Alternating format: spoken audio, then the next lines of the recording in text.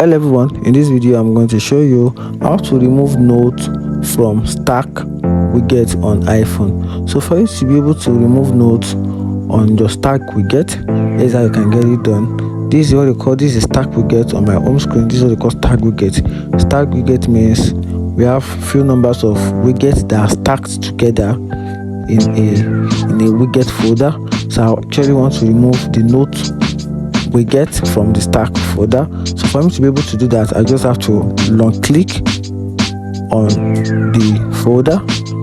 Just going to click on long click. Once I long click, then I'm going to click on, okay, sorry, let me do it again. So I'm going to click on it. Good. Then I'll click on edit stack for me to be able to edit note, for me to be able to remove the